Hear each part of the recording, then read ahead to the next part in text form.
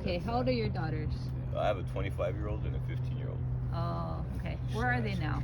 My 25-year-old, she's in Washington doing her 6th-year internship at a animal hospital. She's trying to be a vet. Oh, nice. And my 15-year-old is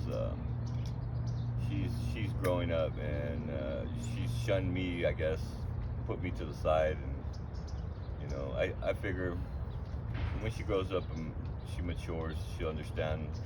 I did the best thing that I possibly could for her, which was give her to her mom, because I wasn't going to drag her through the dumps with me.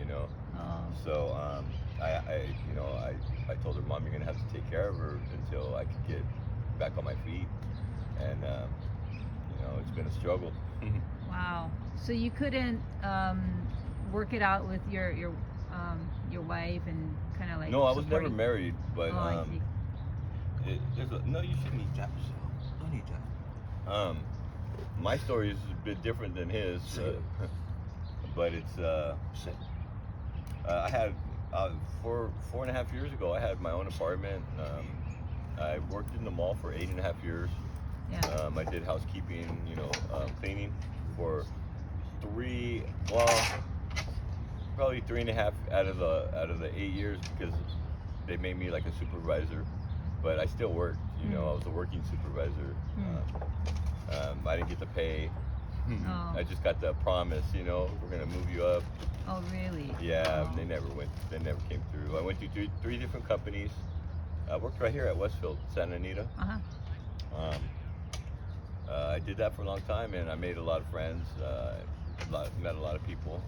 I even learned some Mandarin. Yeah, right. You told me. Yeah. But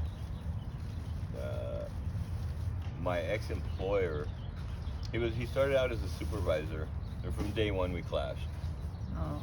He was the type that he didn't talk to me, he talked at me. Oh.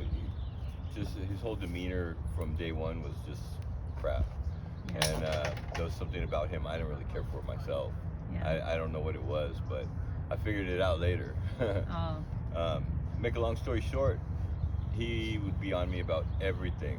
He would say I was lying about things, and I have no reason to lie to the man, Yeah. But I had my daughter, so my youngest, so I had to swallow my pride and do what I had to do for my kid. Because that's one thing my mom taught me in life. She's been gone like 14 years now. She's been dead. Wow. But she taught me that when you have a kid, you become number two. Your kid becomes priority. So I have holes in my socks, but my little girl look good. Oh. You know what I mean? I know how to do ponytails, piggy tails, French braids, all from YouTube. And I think I was the best possible dad that I could have been, to her. I never had a dad growing up. I mean, I had a stepdad, but he was a good dad. Don't get me wrong. He did the best he could.